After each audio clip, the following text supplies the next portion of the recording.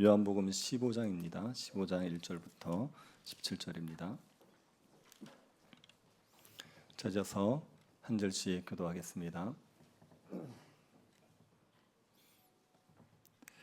찾았으면 교도하겠습니다. 나는 참 포도나무요 내 아버지는 농부라.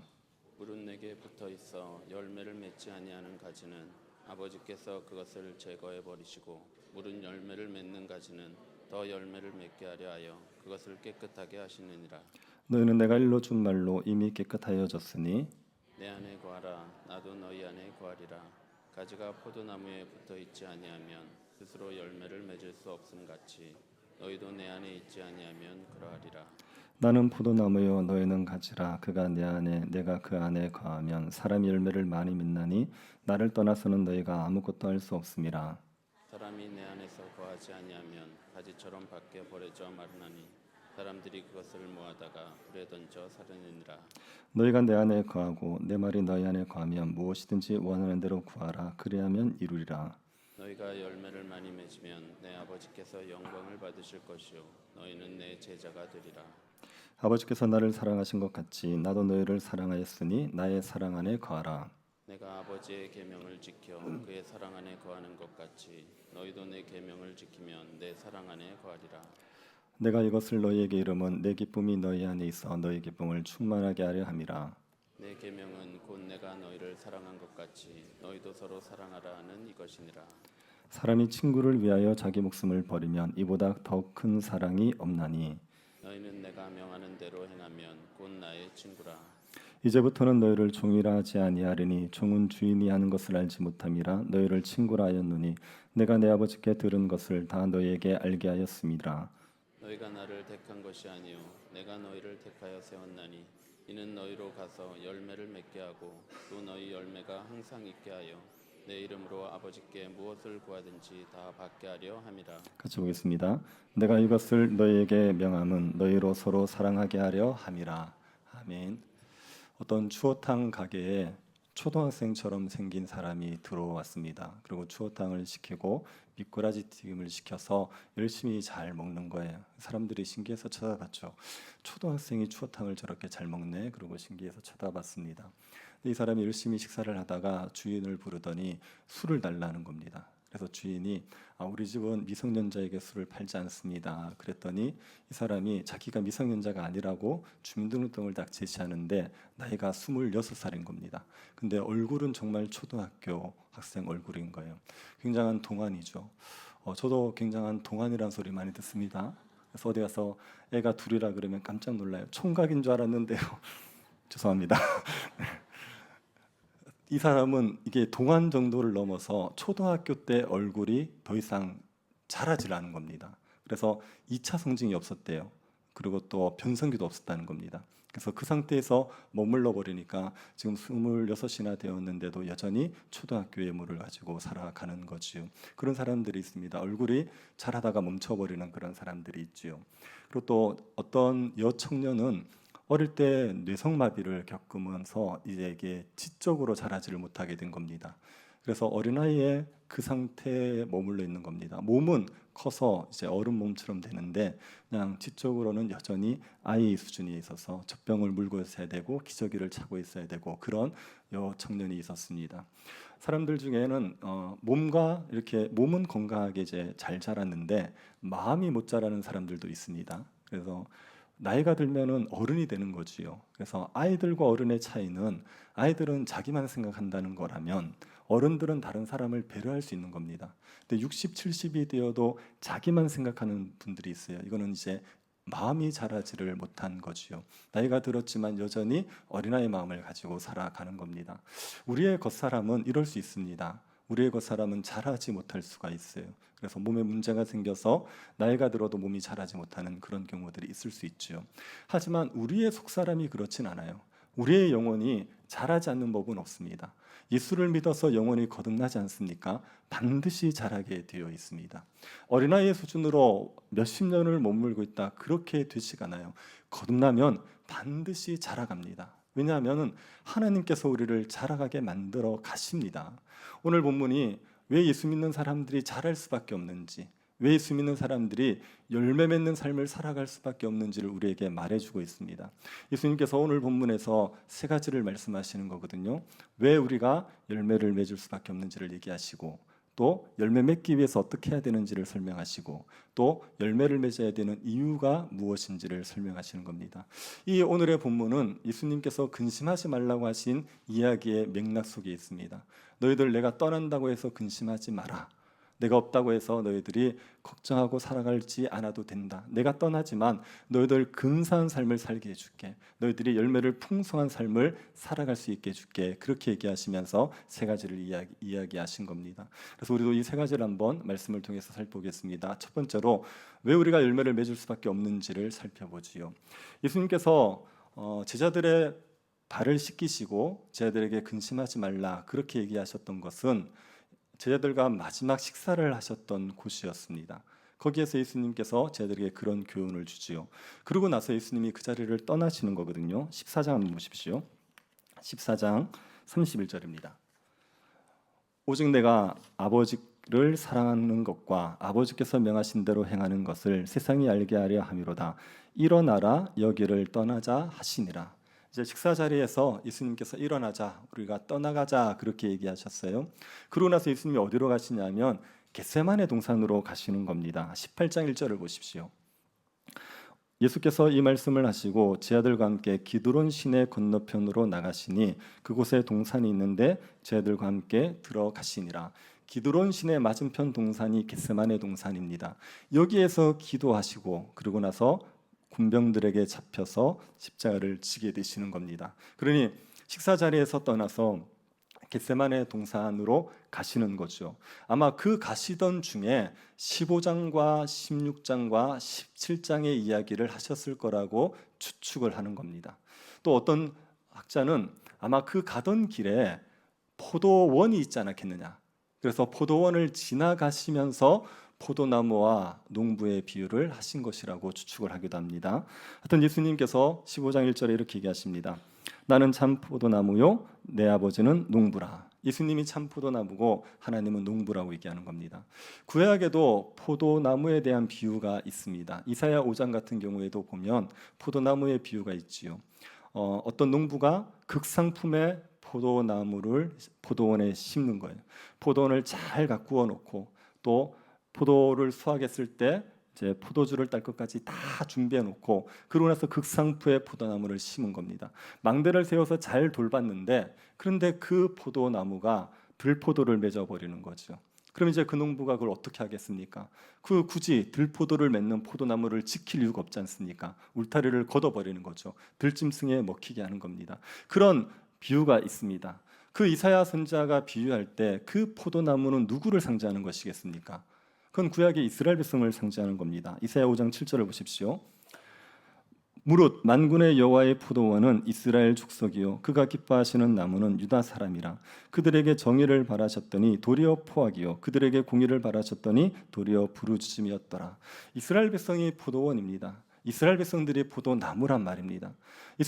하나님께서 이스라엘 백성들을 자신의 백성으로 삼으시면서 열매를 기대하셨죠. 그 이제 포도원에 포도나무를 심으신 겁니다. 그런데 그들이 하나님이 원하시는 열매를 맺지 않아서 그래서 먹히게 만들겠다고 얘기하신 겁니다. 구약의 성경에서는 포도나무를 이스라엘 백성으로 비유를 했었어요. 그런데 예수님께서 자신이 포도나무라고 얘기하시죠. 이 말은 예수님께서 참된 이스라엘이라는 의미입니다. 구약에서 이스라엘은 하나님의 백성이었습니다. 하나님께서 택하시고 하나님께서 복 주시고 열매 맺게 하시는 백성이었단 말입니다. 그런데 그 이스라엘 백성들이 하나님 앞에 합당한 열매를 맺지 못함으로 말미암아 이스라엘 백성들은 하나님 백성으로 역할이 구속사에서 끝나버립니다.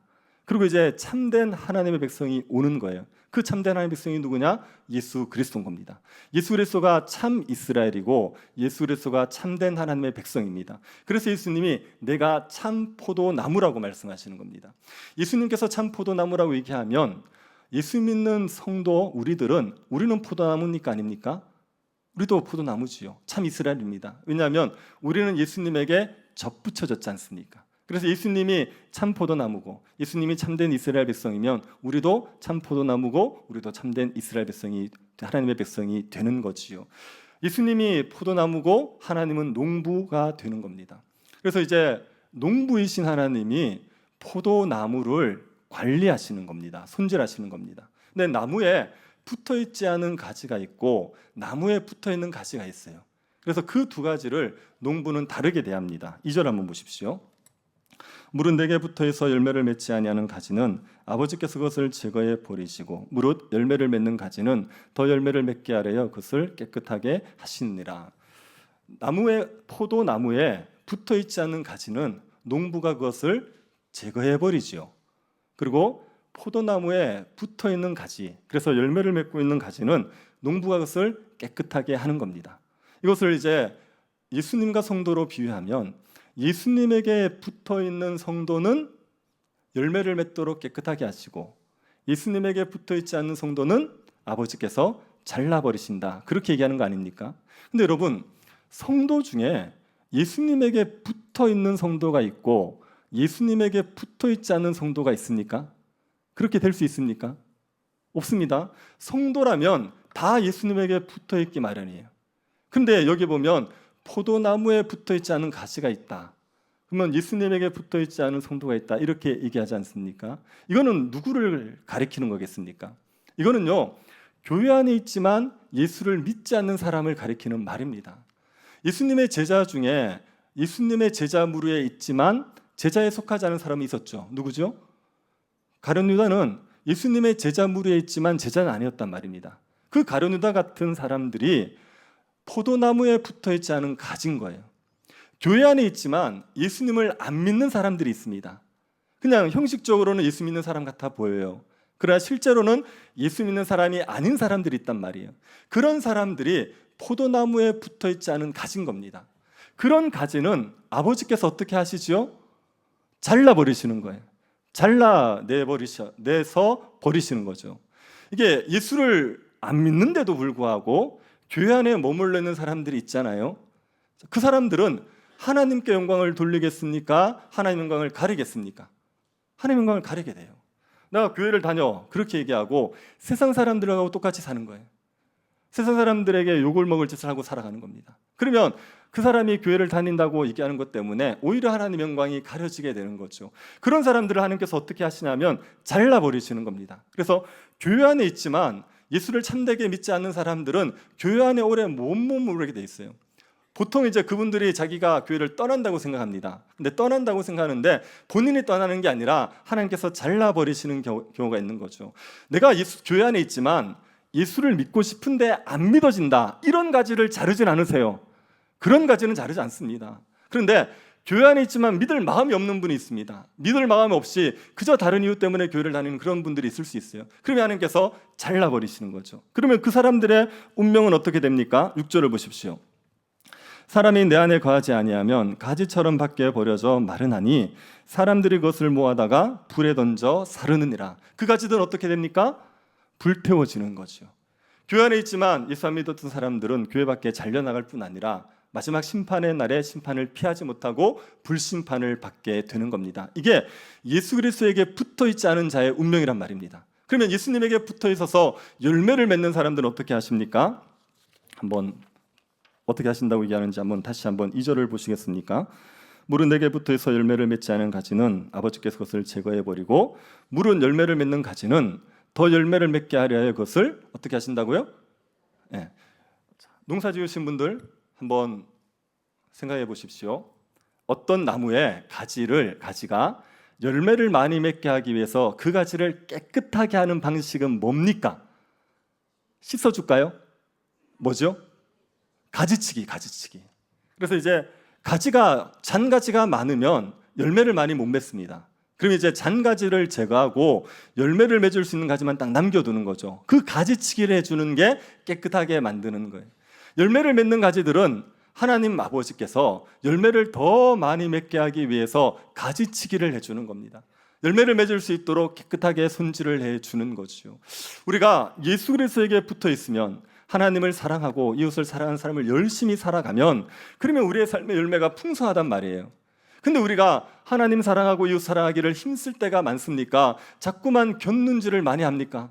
곁눈질을 많이 해요. 그래서 다른 데 자꾸 마음을 두는 거예요. 그러니까 우리가 열매가 풍성하지 못하지요. 그럴 때 하나님께서 어떻게 하냐면 가지치기를 하는 거예요. 우리가 다른 데 관심을 가지는 걸 끊어버리게 하고 하나님과 예수 그리스도만을 사랑할 수 있도록 우리의 마음들을 깨끗하게 만드시는 겁니다. 우리의 삶에 가지치기를 하기에 가장 좋은 방식은 뭘까요? 하나님께서 어떻게 하면 우리가 쓸데없는 관심을 딱 끊어버리고 하나님께 우리의 마음을 딱 모아 드릴 수 있습니까? 고난. 아십니까? 우리의 삶에 고난이 딱 오는 거예요. 고난이 오고 어려움이 오면, 연단을 받으면 우리가 다른 거 생각하던 거 다 끊어버리고 하나님께만 집중하게 되는 거예요. 그러면서 우리의 삶에 풍성한 열매가 맺혀지게 되는 거죠. 하나님께서 그렇게 하십니다. 더 많은 열매를 맺게 하기 위해서 우리를 깨끗하게 하시는, 연단하시는 일을 하시는 거지요. 이렇게 하나님께서 열매를 맺게 하는 가지는요, 이미 포도나무에 붙어있는 가지입니다. 떨어있는 가지는 이거는 안 돼요. 떨어져 있는 가지는 잘라버리지만 붙어있는 가지들을 이렇게 하시는 겁니다. 그래서 열매 맺는 가지는 이미 붙어있는 겁니다. 3절 보십시오. 너희는 내가 일러준 말로 이미 깨끗하여졌으니. 자, 너희는 누구죠? 예수님의 제자들이죠. 나는 누굽니까? 예수님이죠. 너희는 내가 일러준 말로, 예수님이 일러준 말로 이미 깨끗해졌대요. 깨끗해졌다는 말이 예수님에게 붙어있다는 말입니다. 포도나무에 붙어있다는 말입니다. 어떻게 해서 깨끗해졌습니까? 내가 일러준 말로 너희가 깨끗해졌다. 예수님의 말씀으로 말미암아 깨끗해진 거죠. 그래서 예수님이 전해준 말을 제자들이 받아들임으로 말미암아 그 제자들은 이미 예수님에게 접붙여진 존재, 예수님에게 붙어있는 존재가 된 겁니다. 예수님은 제자들에게 무슨 말씀을 가르쳐 주셨습니까? 예수님이 하나님의 아들이라는 거, 내가 하나님의 아들로 이 땅에 왔다는 거 알려주신 거 아닙니까? 제자들이 이걸 받아들였어요. 복음을 받아들였어요. 그랬더니 제자들은 이미 깨끗해진 거예요. 이미 예수님에게 붙은 존재가 되어진 겁니다. 그러니까 열매를 맺으면서 살아갈 수 있게 되는 거죠. 여러분, 우리가 예수를 믿으면, 복음을 받아들이면 우리는 예수님에게 붙어있는 가지가 되는 겁니다. 이거 자꾸 포도나무 비유를 오해하셔서 내가 예수님에게 붙어야지라고 생각하시면 안 돼요. 예. 붙는 거는요, 그거는 믿을 때 붙어 버리는 겁니다. 믿으면 우리가 붙은 존재가 되는 거예요. 그걸 내가 붙이고 떼고 이럴 수 있는 게 아니라 그냥 믿기만 하면 하나님이 우리를 그리스도와 연합된 존재로 만들어 버리시는 거예요. 그래서 예수를 믿은 자는 이미 포도나무에 붙어있는 존재가 된 겁니다. 그리고 그런 자들은 그리스도 안에 있을 때 열매를 풍성하게 맺게 되지요. 4절을 보십시오. 내 안에 거하라, 나도 너희 안에 거하리라. 가지가 포도나무에 붙어있지 아니하면 스스로 열매를 맺을 수 없음 같이 너희도 내 안에 있지 아니하면 그러하리라. 가지가 포도나무에 붙어있지 않으면 스스로 열매를 못 맺죠. 그런데 붙어있기만 하면 열매를 맺게 되는 겁니다. 포도나무로부터 진액이 공급되어서 가지의 열매가 맺혀지는 겁니다. 우리가 그리스도 안에 있게 되면, 그러면 우리가 열매를 맺는 게 아니라 그리스도로 말미암아 우리에게 온갖 좋은 것이 공급되면서 우리가 풍성한 열매를 맺는 가지가 될 수 있게 되는 거죠. 5절을 보십시오. 나는 포도나무요 너희는 가지라. 그가 내 안에 내가 그 안에 거하면 사람이 열매를 많이 맺나니 나를 떠나서는 너희가 아무것도 할 수 없습니다.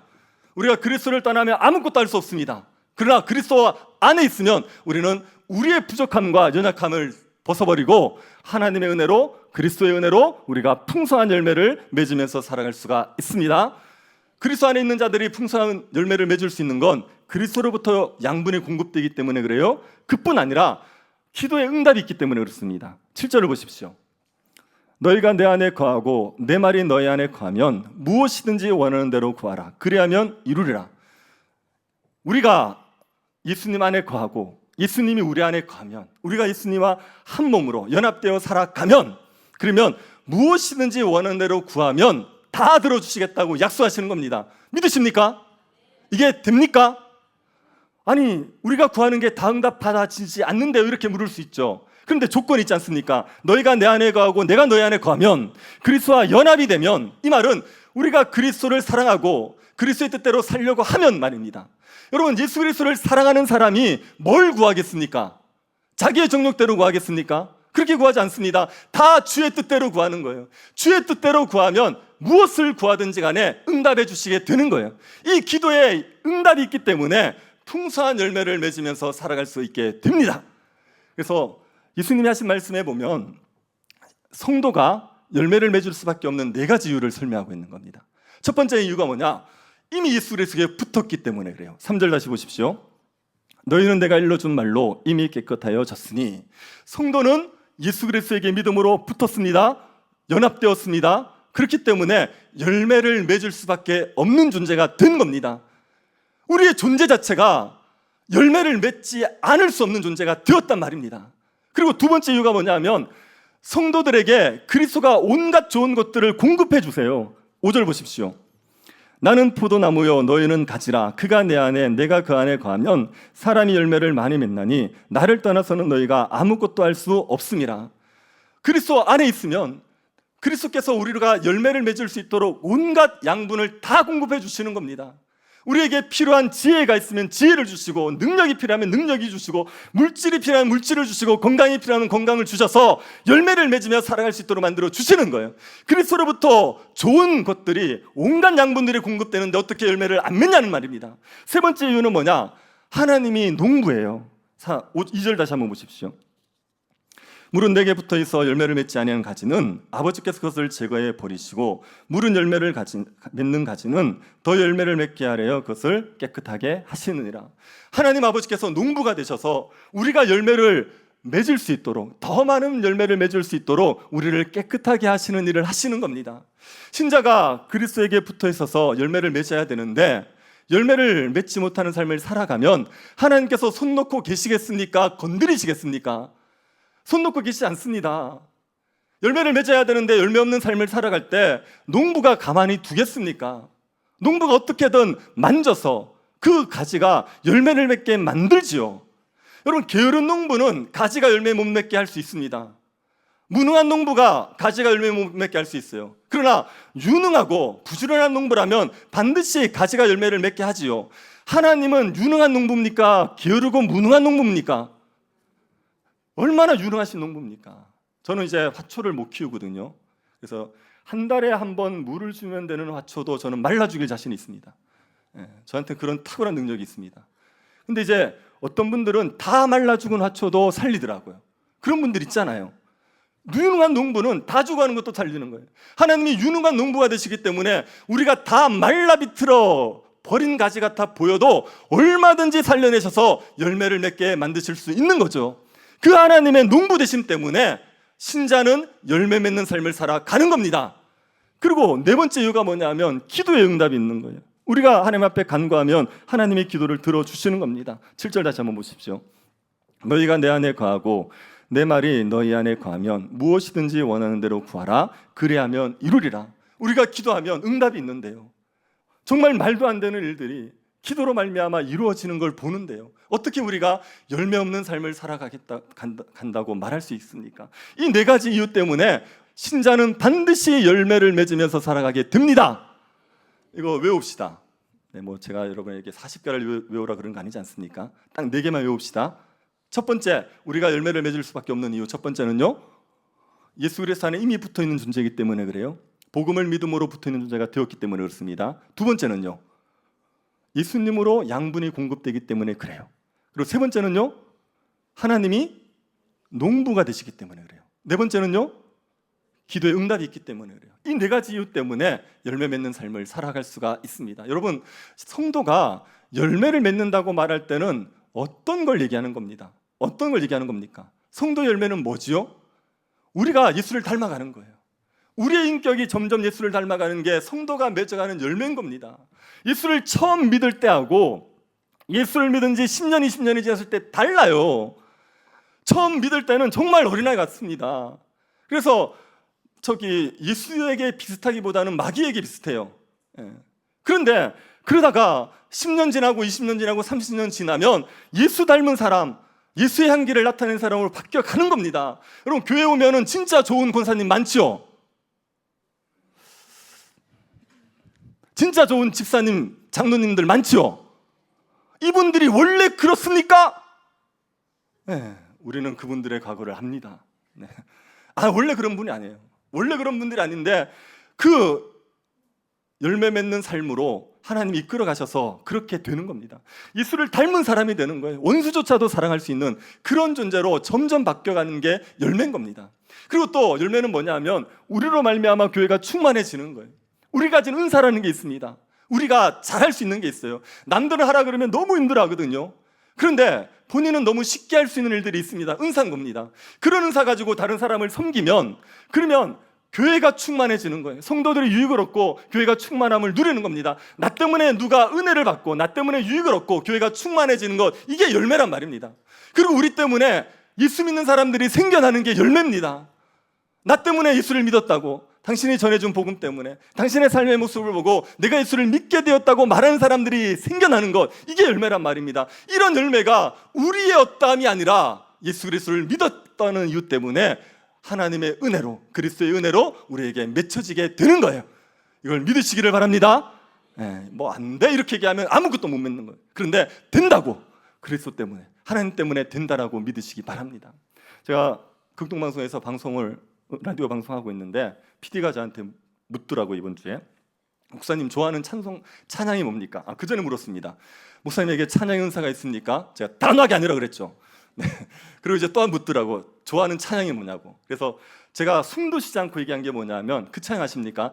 만일 나의 생에 주님이 없었다면. 답을 안 하시면 부릅니다. 네. 압니까? 네, 그게 있어요. 만일 나의 생에 주님이 없었다면 내 모습 이대로 남아있지 않았을 거다. 그런 고백이 있어요. 제가 그 진짜 고백입니다. 주님이 없었으면 저는 지금의 모습이 안 됐거든요. 저희 아들이 사람 앞에 서서 말하는 거 되게 싫어합니다. 정말 몸소리치기 싫어합니다. 저희 딸은 사람 앞에 서서 말하지 않으면 몸소리치기 싫어하고, 그런데 이제 저희 딸은 진짜 사람 앞에 말하는 걸 싫어하거든요. 누구 닮았을까요? 저희 집 사람을 닮았겠습니까? 저를 닮았겠습니까? 저를 닮은 거예요. 제가요, 어느 정도로 싫어했냐면, 제가 선교단체 다닐 때 생일 축하를 해주는 거예요. 그러면 앞에 나와서 한마디를 시키는 겁니다. 제가 그날 제 생일 때 축하를 받으러 선교단체를 갈지 말지를 6개월을 고민했습니다. 하루는 가자. 그래도 가자. 아니, 가지 말자. 어떻게 사람 앞에 얘기하냐. 그걸 6개월을 고민했어요. 그리고 이제 결국은 가기로 하고, 얼마나 속으로 연습을 많이 했는지 몰라요. 그렇게 사람 앞에 말하기를 싫어하는 사람이 저란 말입니다. 그래서 설교자가 될 수 없는 사람이에요. 그런데 얼마나 설교를 잘합니까? 동의하지 않는 몇 분들이 있네요. 그죠? 이게 저의 어떠함이 아니라 그리스도의 은혜로 말미암아 이루어져가는 일들이에요. 여러분, 그런 열매들이 있단 말입니다. 우리의 삶에, 우리 어떠함과 상관없이 우리가 예수를 믿어서 접붙인 존재가 되었기 때문에, 하나님이 농부가 되셔서 끊임없이 우리를 돌보시기 때문에, 그래서 열매를 맺어지는 일들이 벌어지게 되는 겁니다. 그리스도를 믿는 자들에게 풍성한 열매가 있습니다. 그 열매를 맺기 위해서 우리는 뭘 해야 됩니까? 그냥 가만히 있으면 됩니까? 열매는 반드시 맺혀지지만 자동적으로 맺혀지진 않습니다. 이거는 자동적으로 되는 건 아니에요. 우리의 수고가 있어야 돼요. 우리의 노력이 있어야 됩니다. 뭘 해야 됩니까? 9절부터 17절이 우리가 해야 될 일을 알려주는 겁니다. 1절부터 8절은 포도나무와 가지, 농부의 비유를 얘기해 주신 거고, 그리고 9절부터 17절은 예수님께서 이걸 자세하게 설명해 주는 얘기예요. 그래서 여기를 보면 우리가 뭘 해야 되는지 알 수 있습니다. 9절 한번 보십시오. 예수께서 나를 사랑하신 것 같이 나도 너희를 사랑하였으니 나의 사랑 안에 거하라. 내가 너희를 사랑한 것처럼 너희도 내 사랑 안에 거하라. 그렇게 얘기합니다. 예수님이 나의 사랑 안에 거하라고 얘기하시는데, 이건 어떻게 하라는 얘기입니까? 10절을 보십시오. 내가 아버지의 계명을 지켜 그의 사랑 안에 거하는 것 같이 너희도 내 계명을 지키면 내 사랑 안에 거하리라. 예수님의 사랑 안에 거하는 방법이 뭐라고 얘기하십니까? 계명을 지키는 거예요. 예수님의 계명을 지키는 게 예수님의 사랑 안에 거하는 겁니다. 그러면 예수님의 계명은 뭡니까? 12절입니다. 내 계명은 곧 내가 너희를 사랑한 것 같이 너희도 서로 사랑하라는 이것이니라. 예수님의 계명은 뭐죠? 서로 사랑하라는 거예요. 그래서 예수님 안에 거하는 거, 가지로서 예수님 안에 거하는 삶을 살아가는 거, 그것은 서로 사랑하면서 살아가는 거예요. 예수님의 계명에 따라 서로 사랑하면서 살아가면, 그러면 가지로서 예수님 안에 거하는 거고, 그러면 예수님에게서 온갖 좋은 것들이 공급되게 되어 있습니다. 서로 사랑하라고 말할 때 이 사랑의 대상은 제가 누구라고 얘기했습니까? 가족요? 친구요? 이거 성도입니다. 성도를 사랑하라는 거예요. 우리가 예수를 믿었다는 건 다른 성도들을 사랑하는 존재가 되었다는 거거든요. 그래서 다른 성도를 사랑하는 게, 그게 예수님의 계명을 지키는 겁니다. 그렇게 살아가면 우리에게 열매를 많이 맺게 된다고 말씀하시는데, 그 사랑은 누구를 닮은 사랑이어야 되죠? 예수님을 닮은 사랑해야 됩니다. 예수님은 어떤 사랑을 하셨습니까? 13절을 보십시오. 사람이 친구를 위하여 자기의 목숨을 버리면 이보다 더 큰 사랑이 없나니. 예수님은 어떤 사랑을 하셨어요? 친구를 위해 목숨을 버리는 사랑했어요. 그래서 우리에게도 요구하시는 게 어떤 사랑이지요? 친구를 위해서 목숨을 버리는 사랑을 요구하시는 겁니다. 이 얘기를 들으면 좋다가도 약간 김이 새지 않습니까? 예수님이 열매를 많이 맺게 해주신다는 거 좋죠. 그런데 그러려면 예수님처럼 사랑해야 된대요. 근데 예수님이 어떻게 살아가셨느냐? 친구를 위해서 목숨을 버리셨어요. 그럼 우리도 친구를 위해서 목숨을 버리는 사랑을 해야지 열매를 많이 맺는 삶을 사는 것 아닙니까? 친구를 위해서 목숨을 버릴 자신이 있으십니까? 없죠. 그러니까 이제 김이 약간 새질 수 있죠. 근데 여러분이 지금 친구를 위해서 목숨 버리는 삶을 살아가고 계시는 거 압니까? 우리가 예수님처럼 단번에 순교하는 일, 친구를 위해서 자신의 목숨을 단번에 바치는 일은 이거는 정말 극히 드문 일입니다. 그래서 우리에게 요구되는 건 급진적인 순교가 아니라 점진적인 순교예요. 그러니까 서서히 죽어가는 거예요. 친구를 위해서. 그래서 저를 예로 들어 설명해 볼게요. 제가 여러분을 위해서 설교 준비를 합니다. 다른 목적이 아니라 정말 여러분을 사랑해서 제가 설교 준비를 한다고 칩시다. 그래서 제가 주중에 여러분을 위해서 열심히 설교 준비를 합니다. 그러면 저의 시간을 누구를 위해서 쓴 겁니까? 여러분을 위해서 쓴 거죠. 저의 시간은 저의 생명이란 말이에요. 저의 생명을 여러분을 위해서 쓴 거잖아요. 그럼 저는 친구를 위해서 목숨을 버리는 삶을 살아가고 있는 거죠. 교회에서 주방봉사 하시는 분들, 이분들이 생명을 갈아 넣어서 우리가 밥을 맛있게 먹는 겁니다. 이분들이 성도들을 위해서 주방봉사를 하고 있잖아요. 그 시간을 성도들의 밥을 먹기 위해서 쓰고 있잖아요. 그러면 이분들도 친구를 위해서 목숨을 바치는 삶을 살아가고 있는 거 아닙니까? 주일학교 교사라든지 찬양대라든지 우리가 나를 유익을 위해서가 아니라 우리가 교회의 유익을 위해서, 형제의 유익을 위해서 살아가면 그게 친구를 위해서 목숨을 바치는 삶을 살아가는 거란 말입니다. 그래서 교회를 위해서, 성도를 위해서 살아가는 사람들은 예수님 같은 사랑을 하면서 살아가는 거죠. 그런 사람들에게 하나님의 은혜가 풍성하여서 얼마든지 풍성한 열매를 맺으면서 살아갈 수가 있습니다. 중요한 건 여러분 자신을 위해서 살지 마시고 다른 사람을 위해서 사시면 됩니다. 다른 사람을 위한 삶을 살아가시면 예수님처럼 친구를 위해서 생명을 바치는 삶을 살아가는 거죠. 그렇게 살아갈 때 열매는 저절로 맺히게 되어 있어요. 여러분 가족들에게 복음 전하기 위해서 애쓰시는 분들 있지 않습니까? 열심히 복음 전하려고 이 방법도 해보고 저 방법도 해봐도 잘 안 되지요. 그런데 여러분이 예수님처럼 친구를 사랑하는 삶을 위해서 목숨 바치는 삶을 살아가지 않습니까? 가족들을 사랑하고 교회를 사랑하면서 살아가지 않습니까? 그러면 열매는 저절로 맺히게 되어 있어요. 우리가 막 애쓰고 힘쓰지 않아도 우리가 주를 열심히 사랑하고 형제들을 열심히 사랑하고 살아가면 그러면 우리의 가족들이 예수를 믿게 되는 일, 우리의 친구들이 예수를 믿게 되는 일들이 일어나게 되어 있습니다.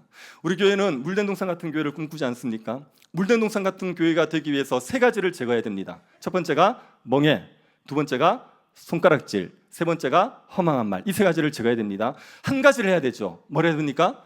줄인 자들에게 심정을 동해주는 거예요. 줄인 자들 왔을 때 먹여주는 겁니다. 그들에게 손가락질하거나 허망한 말 하지 아니하고 그냥 우리의 밥을 나눠서 먹여주고 우리의 옷을 나눠서 입혀주면 그러면 물된동산 같은 공동체가 되는 겁니다. 사람들이 자라가는 건요, 사랑을 먹으면 자라가는 거예요. 그래서 우리가 교육을 해야겠지만, 가르쳐야겠지만, 그러나 우리가 서로를 사랑하는 일을 힘써하면 그러면 하나님의 은혜가 있어서 얼마든지 사람들이 자라가고 변화되는 일들이 일어날 수 있게 되는 겁니다. 그래서 여러분 서로 사랑하십시오. 친구를 위해서 목숨을 바치는 이런 삶을 살아가십시오. 이렇게 살아가는 거 우리의 힘으로만 되는 거 아닙니다. 이거는 우리가 그리스도와 자꾸 교제함으로 말미암아 은혜를 받을 때 되는 거예요. 그래서 예수님이 이렇게 얘기하십니다. 14, 15절 보십시오. 너희는 내가 명하는 대로 행하면 곧 나의 친구라. 이제부터는 너희를 종이라 하지 아니하리니 종은 주인이 하는 것을 알지 못함이라. 너희를 친구라 하였노니 내가 내 아버지께 들은 것을 다 너희에게 알게 하였음이라. 예수님이 우리를 종이라 부르십니까? 친구라 부르십니까? 종에게는 미주알 고주알 얘기하지 않습니다. 그냥 지시하는 거예요. 물 떠와, 뭐 밤매 이렇게 지시만 하는 거예요. 그런데 친구에게는 설명을 합니다. 왜 그 일을 해야 되는지, 왜 그런 일들이 필요한지를 조근조근 설명해 주는 거예요. 예수님은 우리를 종으로 대하지 않으시고 예수님은 우리를 친구로 대하시는 겁니다. 또 이걸 가지고 예수님이 내 친구였구나, 편하네, 그러시면 안 돼요. 주님이 우리를 친구로 대해주시는 거지 우리가 주님을 친구처럼 막대하면 안 되는 겁니다. 근데 주님이 우리를 친구로 대해서 주님이 우리에게 하나님의 말씀을 알려준단 말입니다. 왜 그런 일들을 해야 되는지, 하나님께서 어떤 일을 했는지 우리에게 말씀을 자꾸 알려주세요. 그 말씀을 알려주니까, 그러니까 우리가 형제를 내 몸처럼 사랑하는 삶을 살아낼 수가 있는 겁니다. 여러분, 말씀에서 멀어지지 마십시오. 자, 다시 한번 정리해 봅시다. 예수님 안에 거하는 거 있잖아요. 뭘 하는 게 예수님한테 거하는 거죠?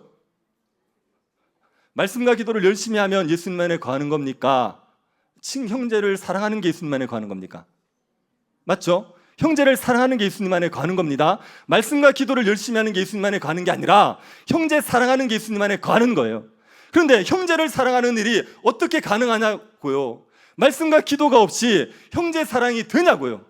말씀과 기도로 예수 그리스도를 함께 교제할 때 그 은혜를 힘입어서 형제를 사랑할 수 있게 되는 겁니다. 그래서 말씀에서 멀어지지 마십시오. 하나님 앞에 기도하는 시간을 놓쳐버리지 마십시오. 여러분이 말씀과 기도에서 멀어지면 여러분 자신을 자꾸 사랑하게 돼요. 그런데 말씀과 기도에 힘쓰게 되면 우리가 은혜를 받아서 형제를 사랑할 수 있게 되는 겁니다. 그래서 형제 사랑하기를 힘쓰기 위해서 말씀을 가까이 하시기를 바랍니다. 그렇게 우리가 풍성한 열매를 맺어 가야지요. 왜 우리가 열매를 맺어 가야 됩니까? 15장 8절을 보십시오. 너희가 열매를 많이 맺으면 내 아버지께서 영광을 받으실 것이요 너희는 내 제자가 되리라. 너희가 열매를 많이 맺으면 하나님께서 영광을 받으시는 겁니다. 우리가 하나님의 영광을 위해서 열매를 많이 맺으셔야 됩니다. 그리고 우리가 열매를 많이 맺으면 우리가 사람들에게 예수 그리스도의 제자라는 걸 인정받게 되는 거예요. 우리가 서로를 사랑하면서 열매를 맺어가면 사람들이 저 사람은 예수 믿는 사람이야, 이걸 인정해 주는 게 되는 거죠. 그러면 그리스도께서 영광을 받으시게 되는 겁니다. 하나님의 영광을 위해서, 그리스도의 영광을 위해서 우리는 열매 맺는 삶을 살아가야 됩니다. 또 이유가 있습니다. 11절을 보십시오. 같이 한번 읽어보겠습니다. 11절. 내가 이것을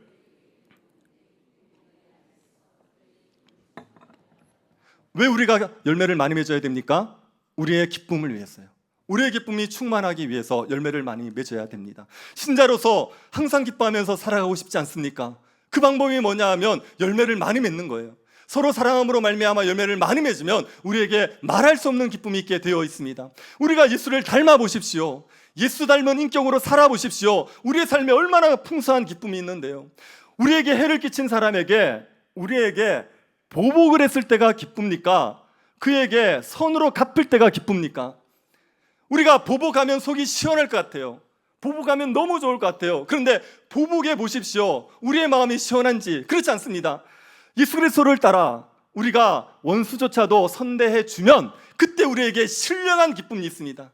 이건 세상이 알지 못하는 겁니다. 그리스도께서 우리에게 함께 하심으로 말미암아 누리게 되는 신령한 기쁨이 생겨나게 되는 거예요. 교회를 충만하게 할 때 누리는 기쁨이 이루 말할 수 없이 큽니다. 어떤 성도가 교회를 섬기고 나서 피드백을 들었는데 너무 좋은 피드백을 들은 거예요. 그래 그날 그 성도가 잠을 못 잤다는 거예요. 그 자신의 섬김을 통하여 다른 성도들이 유익을 얻었다는 사실 때문에 너무 좋아서 잠을 못 잤다는 겁니다. 교회를 섬기다가 잠을 못 자보는 경험들이 있습니다. 너무 좋아서 이렇게 하나님께서 나를 사용하시는구나, 이렇게 하나님께서 풍성한 은혜를 주시는구나, 이게 너무 좋아서 잠이 안 오는 그런들이 있단 말입니다. 우리가 복음을 전했는데 누가 예수를 믿어보십시오. 그 기쁨은요, 전도하면서 당했던 모든 고난들을 다 잊어버리는 겁니다. 그 사람을 전도하려고 해서 해산하는 고통을 겪었는데 그 사람이 예수를 믿어버리고 나면 그 해산의 수고를 다 잊어버리는 거예요. 우리 애를 둘씩 낳으신 분들, 애 놓는 게 제일 쉬웠죠. 그러니까 둘을 놓죠. 취미가 애 놓는 거죠. 그래서 셋을 낳죠. 이게 얼마나 고통스럽습니까? 그런데 출산하고 나서 애를 보고 나면 출산의 고통을 다 잊어버리는 거 아닙니까? 우리 때문에 누가 거듭나지 않습니까? 전도의 수고를 다 잊어버리는 거예요. 그게 얼마나 기쁜지요. 우리가 이런 기쁨을 충만하게 누리고 살라고 우리에게 열매를 많이 맺으라고 하시는 겁니다. 여러분, 하나님이 주신 열매를 풍성하게 맺으셔서 여러분의 삶에 기쁨이 충만하게 되기를 축복합니다. 될 수 있다고 믿읍시다. 주님이 만들어 가실 거라고 믿읍시다. 16절을 보십시오. 너희가 나를 택한 것이 아니요 내가 너희를 택하여 세웠나니 이는 너희로 가서 열매를 맺게 하고 또 너희 열매가 항상 있게 하여 내 이름으로 아버지께 무엇을 구하든지 다 받게 하려 함이라. 우리가 예수님을 택했습니까? 예수님이 우리를 택하셨습니까? 예수님이 우리를 택하셨어요. 왜요? 열매를 많이 맺게 하기 위해서. 그러니 우리의 어떠함을 떠나서 주님이 우리를 택하셨기 때문에 택하신 그분이 열매를 맺도록 만들어 가시는 겁니다. 그리스도께서 시작하신 일이에요. 우리가 열매를 맺어서 하나님을 영화롭게 하는 삶을 그리스도께서 우리 안에 시작하셨단 말입니다. 그렇다면 그분께서 완성해 가십니다. 만약에 예수 그리스도가 택한 자가 열매를 맺지 못하면 누가 욕을 먹게 되어 있습니까? 그 사람이 욕을 먹습니까? 예수님이 욕을 먹습니까? 그건 예수님이 욕을 먹는 거예요. 예수님 영광이 가려지는 겁니다. 예수님은 영광을 절대로 빼앗기지 않으시는 분이에요. 그래서 그분께서 반드시 이루어 가셔서 우리가 열매 맺는 삶을 살아가게 만들어 가시는 겁니다. 열매 맺는 존재가 되었고 열매를 맺을 수 있다고 믿으시기를 바랍니다. 여러분이 혹시 예수를 믿지만 나는 열매가 없다 싶으신 분들은 뭘 점검하셔야 되냐면 여러분이 진짜 예수를 믿는지를 점검하셔야 됩니다. 어떤 사람이 거기 행운목이라는 걸 샀대요. 화분을 샀어요. 그래서 열심히 물을 주고 뭐 또 비료를 주고 갖고 왔는데 이게 몇 달이 지나도 자라는 기미가 보이지 않는 거예요. 그래서 열심히 수를 했는데 그래가지고 나중에 파보니까 이게 행운목이 아니라 플라스틱으로 만든 가짜 나온 거예요. 거기다 아무리 물을 준들 뭐가 변화가 있겠어요. 그게 가짜니까 안 자라는 거예요. 우리가 참된 믿음을 안 가졌으면 교회를 아무리 오래 다니고 설교를 아무리 들어도 자라질 않는 거예요. 참된 믿음을 가져버리면 자라는데, 그래서 여러분의 믿음이 참된지를 점검해 보십시오. 그리고 여러분 서로 사랑하시면 됩니다. 사랑하는 삶을 부지런히 살아가시면 그러면 열매가 맺혀지게 되어 있어요. 여러분이 사랑하라고 해서 정말 훌륭하게만 사랑하라는 게 아니라 부족해도 괜찮습니다. 부족해도 괜찮은데 중요한 건 사랑하는 삶을 멈추지를 않는 거예요. 내가 부족하지만 낙담할 때도 있고 실패할 때도 있고 쓰러질 때도 있지만 사랑하기 위해서 발버둥 치고 살아가면 열매는 따라오게 되어 있습니다. 그리스도께서 우리를 열매 맺게 하실 것을 믿음으로 말미암아 풍성한 열매를 누리고 살아가는 주의 백성들 될 수 있기를 간절히 바랍니다. 자비하신 하나님, 우리에게 은혜 주셔서 감사드립니다. 그리스도께서 우리를 깨끗게 하여 주셔서 예수 그리스도에게 접붙임 바 되게 하여 주신 것 감사드립니다. 날마다 우리에게 양분을 공급하여 주셔서 열매 맺는 삶을 살아가게 하시니 감사드립니다. 농부신 아버지께서 우리를 깨끗게 하셔서 더 많은 열매를 맺게 하심도 감사드립니다. 우리가 주 안에 거할 때 부르짖는 기도를 응답받게 하여 주셔서 열매 맺는 삶을 살아가게 하심도 감사드립니다. 우리가 예수 안에 거하게 하여 주옵소서. 서로 사랑함으로 말미암아 그리스도 안에 거하게 하여 주시고 풍성한 열매를 맺어 하나님께 영광을 돌리고 우리가 기쁨이 충만한 삶을 살아가게 하여 주옵소서. 걸어가신 예수님 이름으로 기도드립니다.